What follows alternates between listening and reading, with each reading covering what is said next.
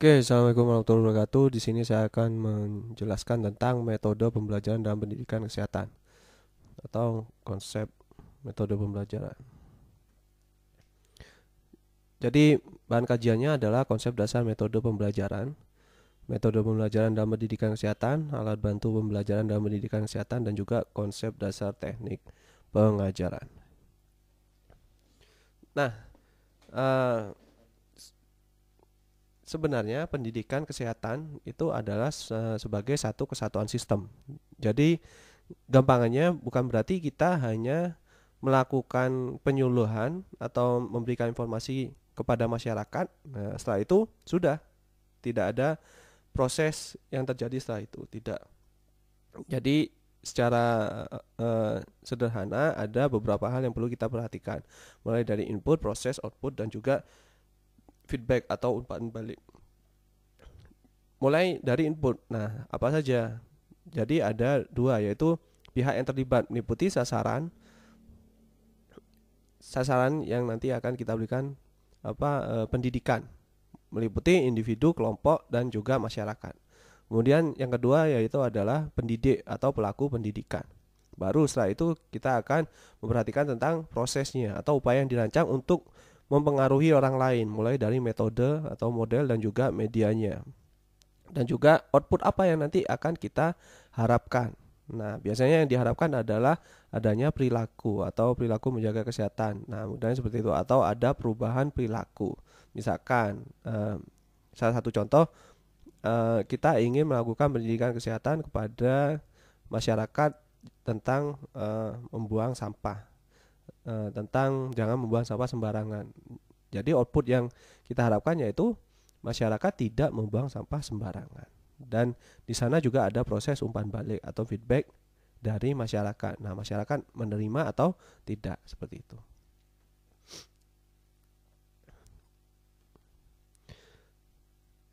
Konsep metode pembelajaran. Jadi, metode pendidikan kesehatan pada dasarnya merupakan pendekatan yang digunakan dalam proses pendidikan. Intinya yaitu untuk menyampaikan pesan kepada sasaran pendidikan. Nah, sasaran pendidikannya ya seperti yang tadi sudah dijelaskan, meliputi individu, kelompok, keluarga, atau juga masyarakat. Jadi, poinnya adalah penyampaian pesan. Nah, penyampaian informasi supaya terjadi perubahan perilaku itu tadi. Nah, jadi sebelum perubahan perilaku kan juga ada perubahan mindset juga, perubahan pemahaman dan sebagainya. Baru nanti diikuti dengan perubahan perilaku.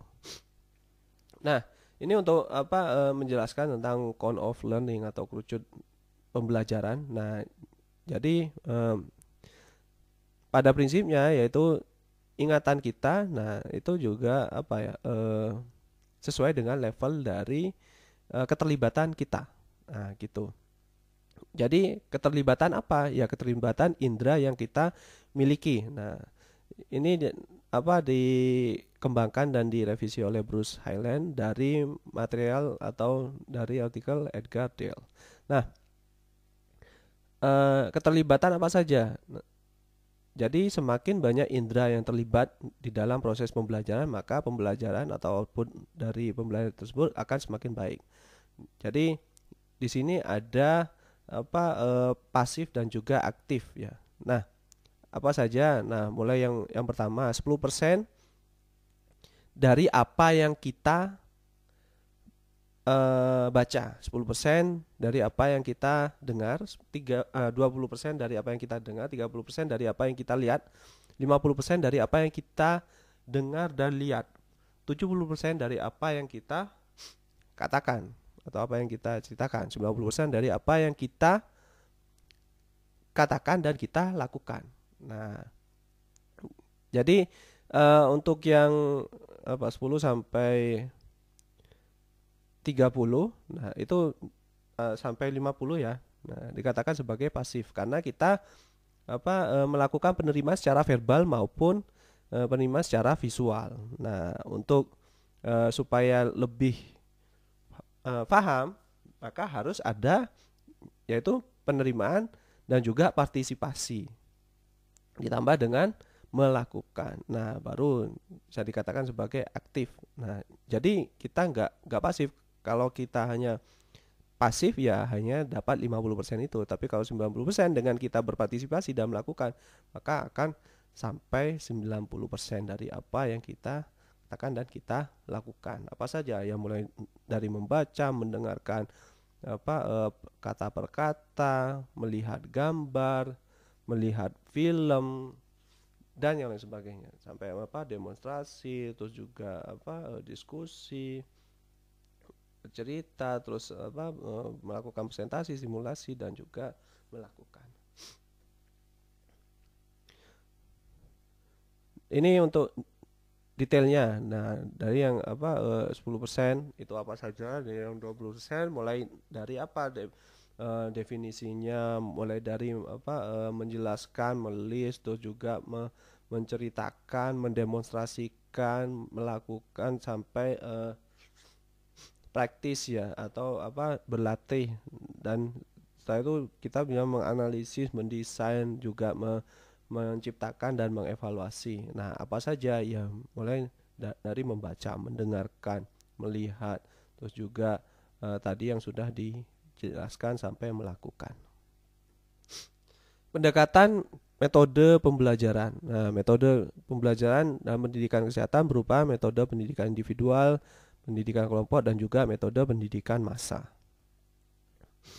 Pendidikan individual digunakan untuk membina perilaku baru serta membina perilaku individu yang mulai tertarik pada perubahan perilaku sebagai proses inovasi. Dan metodenya yaitu bimbingan, penyuluhan, dan juga konsultasi pribadi atau wawancara. Ini untuk metode pendidikan individual. Jadi person by person. Tapi kalau kelompok, nah kelompok itu dibagi menjadi 2, kurang dari 15 orang. Nah, misalkan metode yang ada misalkan seperti diskusi kelompok atau curah gagas atau ide, memberikan ide kepada satu kelompok kemudian didiskusikan, atau snowball ya. Nah, kita memberikan pertanyaan-pertanyaan secara bergiliran, bermain peran, nah memberikan peran kepada si A, si B, atau si C, dan juga simulasi atau juga mendemonstrasikan. Dan juga selanjutnya ada kelompok besar atau lebih dari 15 orang, misalkan ceramah, seminar, simposium, dan juga forum panel, atau di ruang lingkup yang lebih besar dan tempat yang lebih besar. Metode pendidikan massa atau yang secara umum ya, dan tidak membedakan sasaran, semuanya kena atau semuanya dididik. Nah, untuk tanpa membedakan umur, jenis kelamin, pekerjaan, status sosial, tingkat ekonomi, dan juga tingkat pendidikan. Biasanya pada pencegahan ya, pencegahan penyakit yang secara umum ada di masyarakat, misalkan seperti itu. Dan tidak dapat dilakukan terjadi perubahan perilaku karena memang penyuluhannya tidak spesifik, namun hanya kesadaran masyarakat atau kesadaran saja atau awareness. Terus juga metode massa. Nah, contohnya seperti apa? Misalkan ceramah umum, pidato, simulasi, artikel di majalah, film, dan juga reklame. Dan medianya apa? Nah, di sini ada media massa melalui cetak dan elektronik. Nah, elektronik seperti TV, radio, cetak seperti surat kabar atau majalah. Metode ditinjau dari sudut pemusatan peran. Nah, metode pembelajaran yang terpusat pada pendidik. Nah, mulai dari ceramah, seminar, demonstrasi, ceramah, tanya jawab. Terus juga metode pembelajaran yang berpusat pada peserta didik atau student center learning. Nah, ini ada banyak sekali. Nah, mulai dari problem based learning, conceptual teaching and learning, cooperative learning, achievement division, jigsaw, team games tournament, group investigation, rotating trio challenge, group prism. Nah, ada banyak sekali. Alat bantu pembelajaran adalah alat-alat yang digunakan oleh pendidik dalam menyampaikan bahan pengajaran dan biasa dikenal dengan nama alat peraga pengajaran. Alat peraga pada dasarnya dapat membantu menerima pelajaran dengan menggunakan panca inderanya. Semakin banyak indera yang digunakan dalam menerima pelajaran, semakin baik penerimanya. Nah, seperti yang tadi, penerimaan haruslah menggunakan banyak panca indera. Nah, yang tadi kan 3 ya, mulai dari pendengaran, penglihatan, dan juga kinestetik atau gerak. Nah, gitu. Macam-macam alat bantu pembelajaran. Alat bantu ada alat bantu pandang. Nah, misalkan seperti poster, leaflet, dan juga peta. Yang intinya adalah untuk merangsang penglihatan. Alat bantu dengar misalkan eh, piringan hitam atau radio atau pita suara. Nah, sekarang sudah kaset. Nah, kaset sudah nggak ada yang MP3 misalkan gitu. Alat bantu lihat pandang. Nah, audio visual aids atau misalkan merangsang indera penglihatan dan pendengaran sekaligus, misalkan televisi ataupun film dan sebagainya. Learning style. Nah, menurut Fleming tahun 2001 learning style atau disingkat sebagai VAK. Nah, ada 3. Yang pertama visual learners, auditory learners, terus juga kinesthetic learners.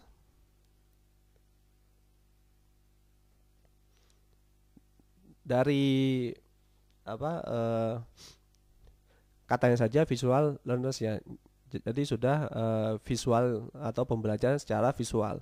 Belajar melalui melihat, berpikir dalam gambar dan juga perlu membuat gambar, menikmati peta, bagan, gambar dan sebagainya. Memiliki keterampilan visual, membaca, menulis, memahami bagan dan grafik, sketsa, melukis, membuat seni visual dan memanipulasi gambar, membangun, memperbaiki, merancang benda-benda praktis dan menafsirkan gambar. Jadi belajar melalui melihat.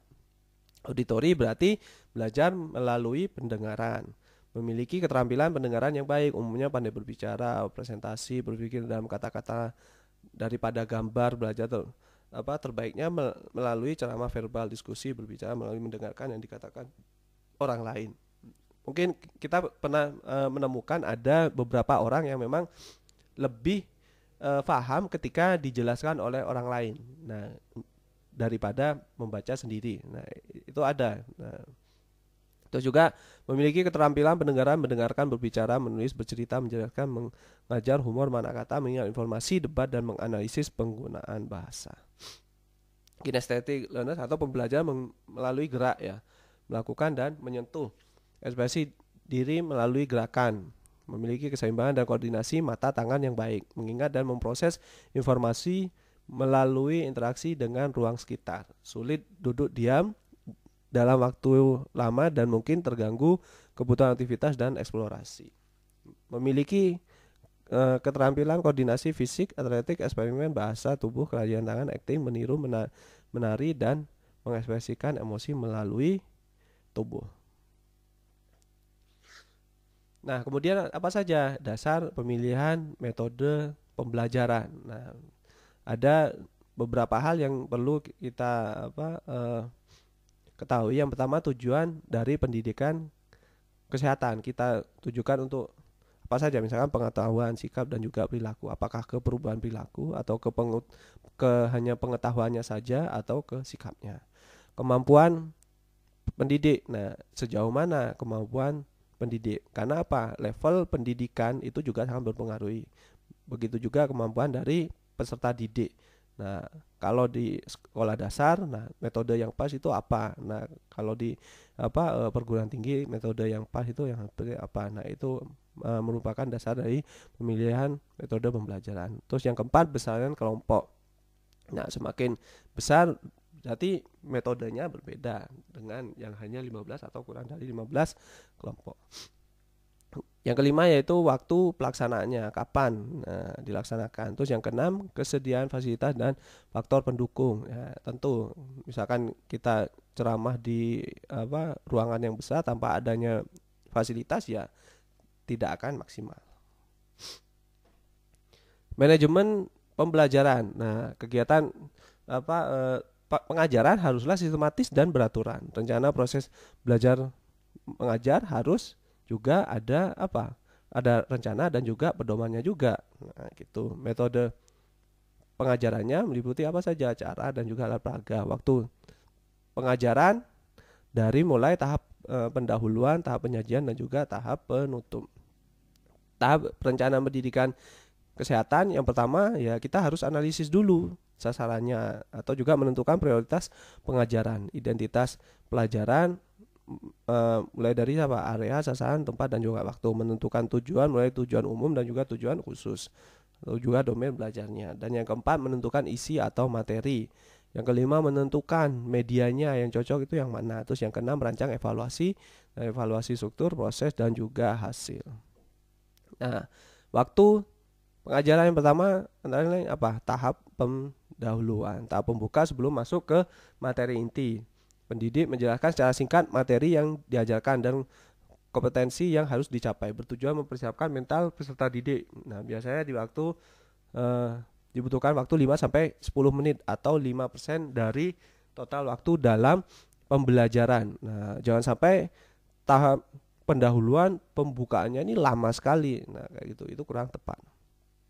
Nah, di tahap penyajian ini kita bisa berlama-lama tapi tetap sesuai dengan penyampaian atau inti materi yang mencakup uraian secara verbal maupun nonverbal. Dan contoh praktek dan nyata dan juga latihan seperti pemecahan kasus. Dalam tahap ini dibutuhkan waktu 80 sampai 90% dari total tahap penyajian. Jadi, pas waktu penyajian inilah kita bisa menggunakan waktu semaksimal mungkin. Nah, di tahap penutup, nah kurang lebih sama dengan pembukaannya, itu tahap akhir meliputi tes hasil belajar, ada evaluasi juga, ada umpan balik dan tindak lanjut, misalkan ada pertanyaan dan sebagainya. Terus waktu yang dibutuhkan mungkin hanya sekitar 10 sampai 15%. Evaluasi mengukur pencapaian tujuan. Nah, apa saja alat ukur, misalkan tes uraian objektif, lisan tulisan untuk kognitif, tes performa kinerja demonstrasi dan juga untuk psikomotor. Nah, ini contoh pengembangan rencana pendidikan kesehatan. Nah, bisa di-download di e-learning nanti.